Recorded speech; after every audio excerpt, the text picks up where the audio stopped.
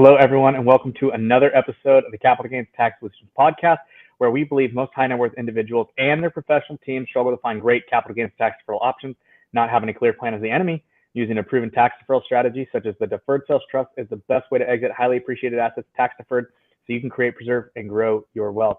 I'm your co-host, Pearson York, filling in for Brett Swarts. In each episode, I'm joined by some of the best wealth, business, real estate, and leadership individuals in the world to share ideas, deal stories, and inspiration so together we can make complex tax deferral strategies simple and passive income plans achievable. As always, we're streaming on expertcresecrets.com and the Capital Gains Tax Solutions YouTube channel. So please hit that thumbs up button and that subscribe button and that notification bell. It really helps out the channel, and we really appreciate it.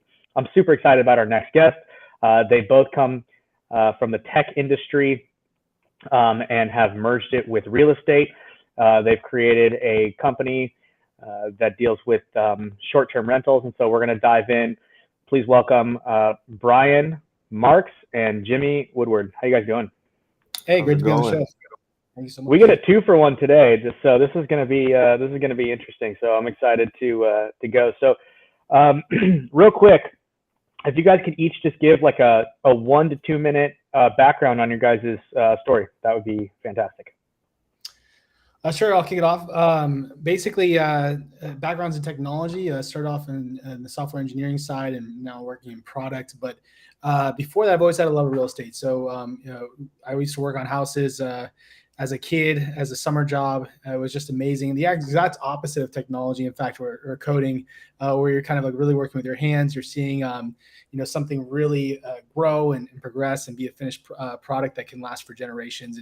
And one of the favorite things about real estate that I really love is how it can build generational wealth and how it really does is kind of that stepping stone towards wealth, and how folks can really just better themselves through real estate is something that's so exciting to me. So awesome. And Jimmy, what's your background? Yeah, first, before I go in, Pearson, you did not give me the advance notice that we were going to wear our Hawaiian shirts today, so I do apologize. I don't have mine on, but I love what outfit you're rocking. But yeah, I come from the tech background as well. Bryan and I go back to college. Will not date myself because it makes me sound old, and I don't like sounding old, but we've known each other for a long time. I also had a real estate itch for a very long time, ever since I read the book Rich Dad Poor Dad. And what we've done with Cloudcastles is really try to help more people build their wealth, no different than that book. So really excited to get into that today. Yeah, absolutely. I am too. It's going to be awesome. And this is a golf shirt, dude. This is a Bad Birdie golf shirt, man. You gotta hop on the Bad Birdie train, man. They're rocking it over there. Appreciate the recommendation. Yeah, it's a nice comfy shirt. So I'm pumped on it. Cool. All right, guys. Well, so tell us what Cloudcast is and what it does. And it's Cloud Castles, right? Cloud Castles, that's right. Yeah. Cloud Castles. Okay. So tell us what it is, what it does. Yeah. So basically, at the end of the day, it's an investment platform for folks to come in and buy vacation home rentals. So, and you can buy a piece of it. And we really felt the problem with the real estate market right now is it's so hard to break into. It's so expensive. It's very risky, putting all your kind of eggs in one particular house. So it's really hard for just a casual investor to come along and own a piece of real estate.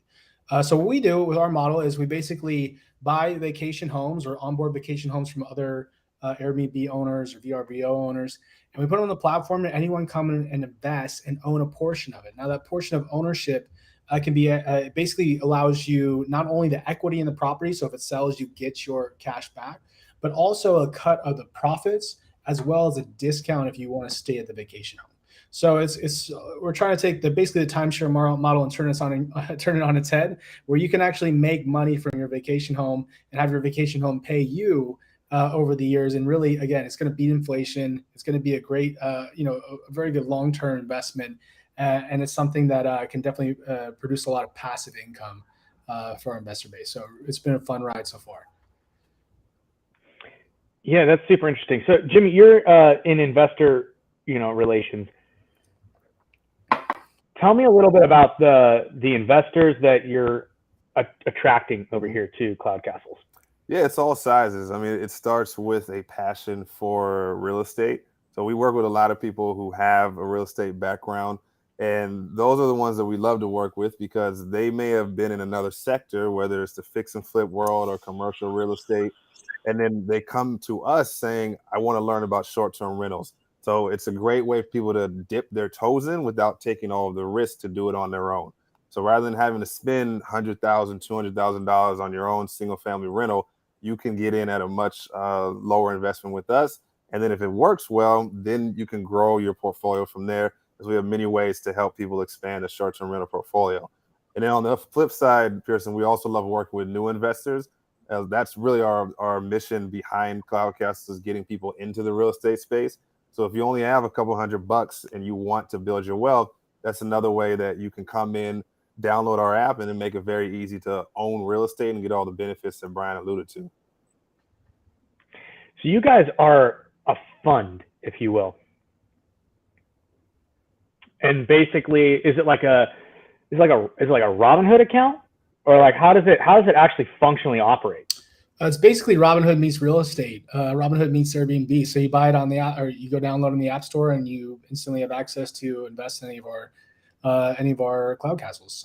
And so it's very similar to the Robinhood model. We really want to lower the barrier to entry here for any investor to come in and start to, one thing that we see is folks will come in and maybe they'll just put $100 in, and they'll kind of start to see the returns, and then they'll realize, well, I could try to go buy my own house for 100 or 200,000 and manage it, but it's a painful process. Trust me, we know there's a lot to go through. You could do 500,000 things right, but you might do one thing wrong with the guests, and guess what? You get a bad review. So we really know you really have a checklist there to go through everything and make sure it's perfect. So we can really allow our one benefit of our platform is allowing folks to diversify and de-risk their portfolio, because they can come in and buy homes across the country and up to 5 cities right now. We're planning on expanding much more. So it's all through an app. That's super interesting. So I actually just had another guest on, and they're more of a fund, and they created their own software, tech guys. Mm-hmm. So what is it with tech meeting real estate and the short-term rental market that you tech guys just love? Well, listen, I can't code for anything, so I can't even tell you why. But Bryan here is the master coder on the team, so I'm sure he has some insights there. Yeah, I'll tell you what. I mean, I have a hunch, and there's a few. One of which is that there's a ton of data on short-term rental markets, right? So, Airbnb has been around for a long time. All their data was publicly available, or you can scrape that data. So you can get a ton of information, exactly how, which markets are doing well, which markets are expensive. And if you overlay that with the price of homes from MLS listings, you have a very good sense of, what areas can be profitable. And also real estate in just general is kind of, in some ways, very archaic. There's a certain process that's been around for, 50 years or so. And there's a lot of opportunity for what some might call, aggressive expansion, or, they might be able to come in and kind of shake things up a little bit, which is what tech people really love, is taking an old process and making it very, 2022, 2023 type of stuff. That makes a lot of sense. So with the data, and you guys are scraping it and then kind of cross-referencing it to other markets. So what markets are you guys in, and what are like your top 3 favorite markets? I can answer the first one, and then I know Bryan has a fun answer to your second one about favorite markets. But currently we are in Vegas, Tampa, Smoky Mountains, and Gatlinburg. We're near Disney World and the Orlando area. And then we also have Miami, which is our favorite one and one of our flagship homes. Awesome. Yeah, I know we used to have also Lake Tahoe, but the one thing you'll see kind of with the short-term rental litigation is that, it's very, if the county doesn't want you there, they make it very obvious. So, and some counties, Tahoe, for example, is well known to be not very friendly to short-term rentals, and that's fine. We don't want to be in that type of environment anyway. But I think that the markets that we're trying to go after is right now, in the U.S., there is a house that will make the best return, and we're trying to find that house.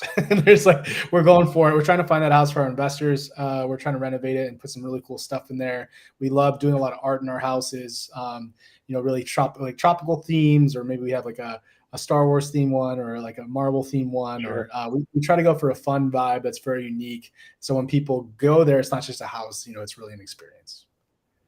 Yeah, and that's a really interesting point, and I think that's Yeah, we do our own, Airbnbs. We live in Newport on the beach, and so people love the beach. So this thing's, booked all the time. But I'll tell you, like, pictures are like probably one of the most important things when it comes to booking. Like, your place doesn't look good, like, it's not going to book. So that's one aspect of it as well, right? Like, how do you guys manage and, keep the cleaning and the toilets that run and the internet that doesn't work and the garage doors that don't open, right? All these little stupid things that pop up consistently from a mom and pop manager has to deal with. I'm assuming you guys take care of all of that. And how are you guys doing it to scale? Got to have systems in place. So you can't try to do it all yourself. You have to both have the tools and then also the team to help. So on the tool side, we use some of the popular ones like Guesty, which is a PMS, a property management system platform, which I highly recommend. We use a pricing algorithm to help with pricing. And then we have Resort Cleaning is a calendar system and cleaning management system that we use as well. So when you have these tools, it allows you to easily scale because you can make it so that you're not having to track every little thing, but you have systems in place to help when something goes wrong. And then I know Bryan can talk to the team because he's had a lot of work that he's done putting that together. Yeah, just 3 words are really important to remember: contingencies. Like, you always want a backup plan. You don't want to be in a situation where your backup plan fails and now you have no plan. So really, it's just about making sure that we have a great team on our end that manages a lot of these properties. We do like having, you have to have a certain love of providing a good experience for folks and making them really happy. So that's something we do as well. We have plans for our platform to not always support the property management side. If folks just want to onboard, at the end of the day, we're a technology company, and our next kind of phase of the business is just going to basically have folks onboard properties. So they have an Airbnb, they want to liquidate a portion of it and keep part of it. That's the next kind of phase of our business and how we'll scale to the 1,000 homes that we want to get to. And that approach, we'll have different property manager teams, not just ours, but we really like our team and they do a great job. Yeah, that's important to have a team. I mean, it's vital. If you don't have a team, forget it. What's your guys' buying criteria look like? So do you just buy anything? Do you have to meet a certain return? Like, what are you guys looking for when you're going out there picking up properties? Yeah, I can talk numbers and Bryan can talk more about the specifics of the property, but we try to keep it simple. Like, our goal is always double-digit cash-on-cash returns, which in this market environment means we're a lot more stringent because you're dealing with higher interest rates. So you have to be more picky when it comes to the properties that you choose. So we at least try to get to double digits. If we get more, great. We've had properties that have completely done 100% return within a couple of months based on a burst strategy. So really just depends on the property, but bare minimum, we try to look for double-digit returns to make our investors happy. And then I know Bryan can speak to the qualities of specific properties. Yeah, I mean, you want to kind of go in a hot zone, right? There's like typically in any given city, there's an area that's like, if you look at Miami, for example, North Miami is very interesting because you're kind of in the middle of 2 airports. So you have Fort Lauderdale and Miami. So you have to know the market really well, know what neighborhoods are doing really well. And there's also just a certain je ne sais quoi about a house. You have to, it's like, it's kind of like getting a read on a person almost. Like it's very personal, the house. It's like something that's so kind of part of the human experience is the house. You have to really understand how people are going to feel about this house. Are they going to like the layout? Are they going to like walk in? Is it going to, who's that Netflix girl, like Mary Kondo, I want to say, like, does this house bring me joy of experience? You want a house that brings you joy and like it walks in, it's like, okay, this is great. But also you want people that are searching a lot for a certain area. And that's generally the best, the one thing that you should really consider. But there's a whole tier of stuff to choose really good houses, like a whole waterfall system, a part of amenities, layout, parking, you name it. There's like so many factors that go into it, and we try to hit them all when we purchase a house. Yeah. So are you guys leaving like a drawer in there with 2 folded socks, like perfectly good to go, and they have all the joy? They have your name right there. That's Pinned right. on. Stitched on their hand, stitched for every single one. But That's an we do have experience, guys. I'm I impressed. know. I I'm tell you, we impressed. do definitely greet our guests well. So we leave a bottle of champagne and a bottle of cider for every single guest that comes into our homes, just to welcome them to the property.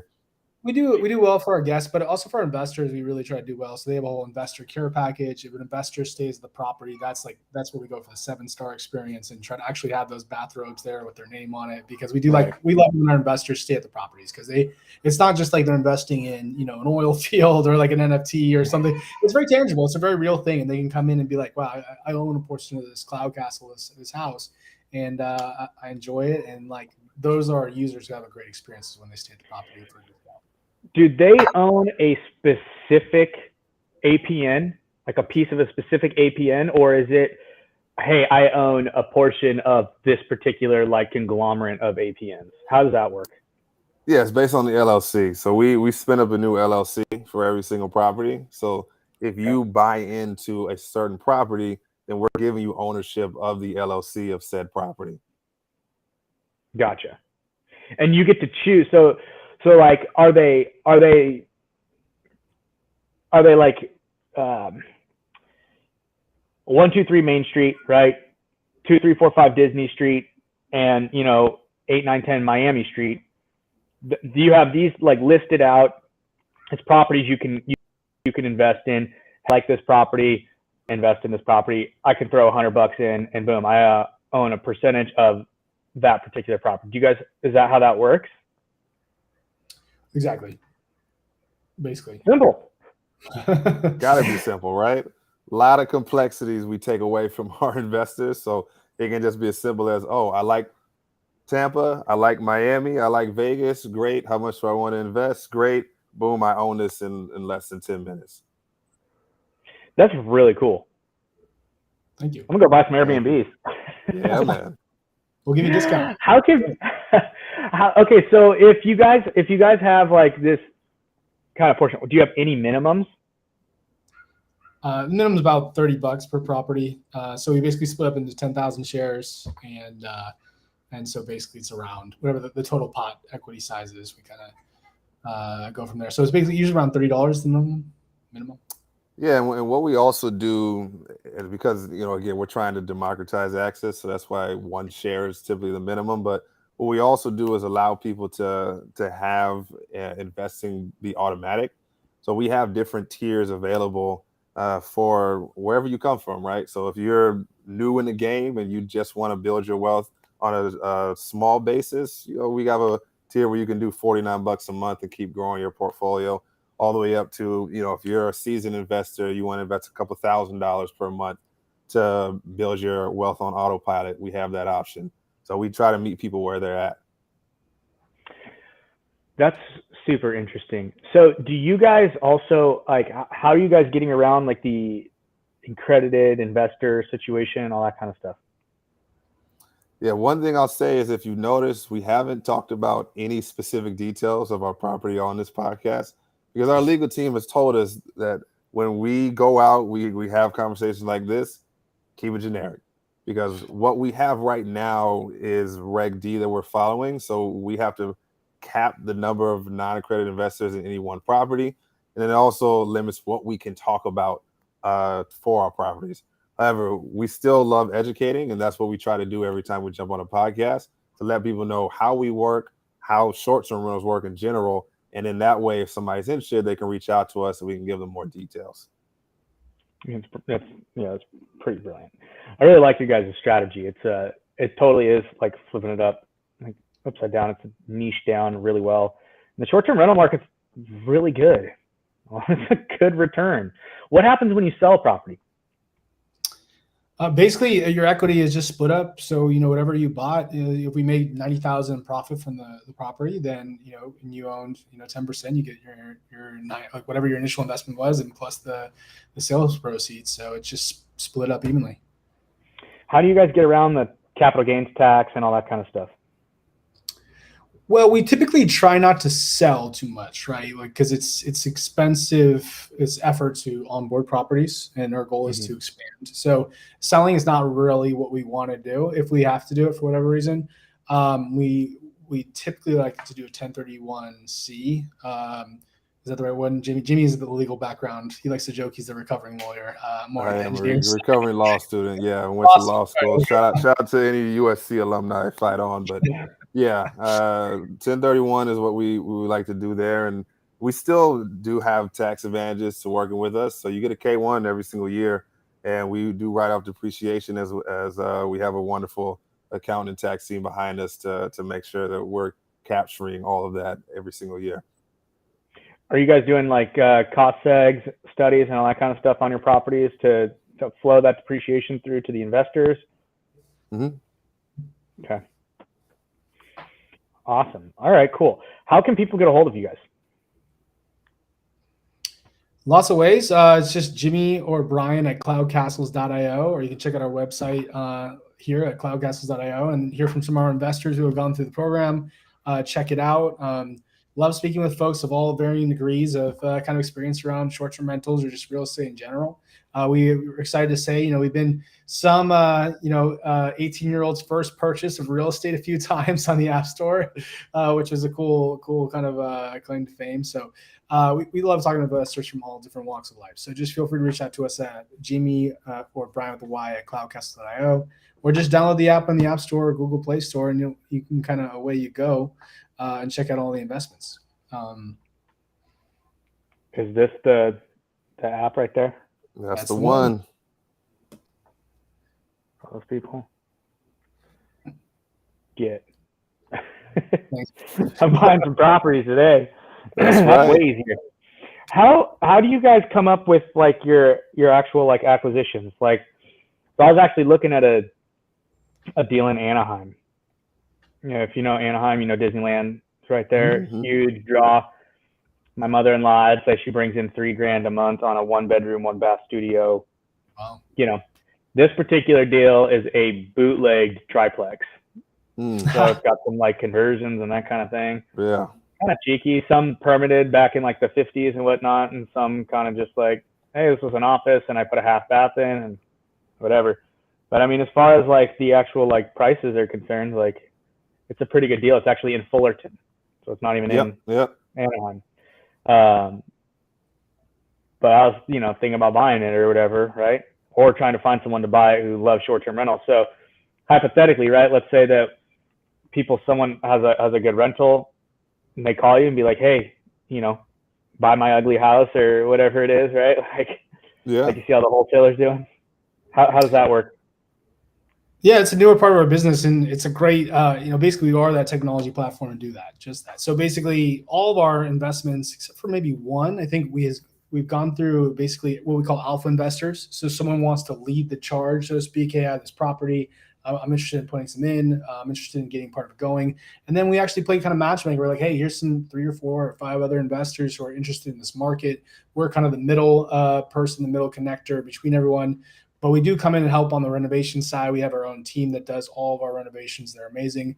And the multifamily space is especially exciting to us. So that's where we plan on being in 2023 and kind of moving away from single families. We'll still do them, but kind of the main focus will be multifamily. So we'd love to connect with them and then, pair them with more investors and pool this together. We're stronger investment group together as opposed to just one person going in alone. And we love pooling folks together, and a lot of our investors meet each other and they become friends, and it's been a great experience so far. Yeah, that sounds super awesome. I'll definitely throw that deal you guys' way. Yeah, please do. And I'll make a quick plug for our equity platform that we have as well, because we come across a lot of investors who have cash flow on Airbnbs, but don't necessarily want to sell it because you still want to take that cash flow every single month. So we have a program where if you have a property and you want to sell equity instead of selling the property, literally having your cake and eat it too, you can do so because we have a bunch of investors who are looking for good deals. So to Bryan's point, even beyond us funding or acquiring a property, we can bring in equity deals onto our platform. So it's something that we're recently just rolled out, and we're excited to see if people have deals that they want to send our way. Are you guys fractionalizing this with like blockchain? I have strong opinions on the technology behind blockchain, which I That's won't right. your audience with. But we did look seriously at the Ethereum documentation and found out the juice there is not worth the squeeze too much. I think a lot of times the blockchain is just really kind of trendy technology, and the reality is, do you want to decentralize control of certain ownership? Like what happens? Okay, I give you a token, you lose your token. Do you lose your house at that point? Yeah. Like, there is people, big companies that are doing it to get around the SEC, which we'll see how that goes in the next 5 years. But if it is a security and all, like an NFT, you can look at the SEC's definition of security and see if NFT falls into that. But it's like Gotcha. you can kind of, shady business, right? Yeah. So, no, it's a really cool tech. I think you typically in this situation you want a lot of control. Or like I don't want you to lose your house because you lost your token. Right. Which is something that I guess could happen with NFTs or blockchain technology. So. Yeah, no, and that's a really good point. There's that one guy lost like $700 million in Bitcoin or whatever because he threw his thumb drive away, or his kid did, or something stupid. Like, can you imagine? Yeah, apparently they raised like billions. They're gonna like fly drones over with like electric like readers for magnets, and like they're still going for that thing. So best of luck to them to find it. But that's not what I want my investors to go through at all. No, that's nuts. Like that's not gonna be worth it after. It's gonna take them $700 million to find it, or whatever it is. Exactly. The value of that is going to be driven down to zero when he realizes how much he's spending to try and go find it. Yeah, that's crazy. Cool. All right. Well, guys, make sure to check out cloudcastles.io /here-from-investors. Or is that a forward slash? Probably could have just been testimonials, but yeah, it's here from investors, or just go to cloudcastles.io. You can testimonials would have been way easier. We can change that. We can make that change. Yeah, definitely. Okay, cool. And people can get a hold of you guys by Bryan at cloudcastles.io and Jimmy at cloudcastles.io. That's right. Yep. Perfect. Okay, guys. Any parting words? Thank you so much for having us. I think right now I just will change that to testimonials. That's the benefit of being, your own developer. So I'll change it to always evolving, Pearson. Always evolving. Always evolving. All right, guys, do not go to cloudcastles.io /here-from-investors. It's going to be changed to testimonials. Just go to their website. I'm sure you'll figure it out. That's it. And honestly, the parting words I have is we're all in this together. It's a $1 trillion industry that a lot of people can make money from if you do it right. So reach out to us, even if you just want to learn about the short-term rental market. We're happy to help, and we love building wealth together with our investor partners. Yeah, absolutely. Awesome. Well, thank you guys so much for coming on. And thanks again, everybody, for listening to another episode of the Capital Gains Tax Solutions podcast, where we believe most high net worth individuals and the professional team struggle to find great capital gains tax deferral options. Not having a clear plan is the enemy. Using proven tax deferral strategies such as the Deferred Sales Trust, best way to exit highly appreciated assets tax deferred, so you can create, preserve, and grow your wealth. Thanks again, everybody, for listening. Please rate, review, subscribe, hit that like button, notification bell, subscribe button, share, comment, all that good stuff for the interweb algorithms. So thanks again, guys, for coming on. Appreciate it. And we'll see you guys on the next one.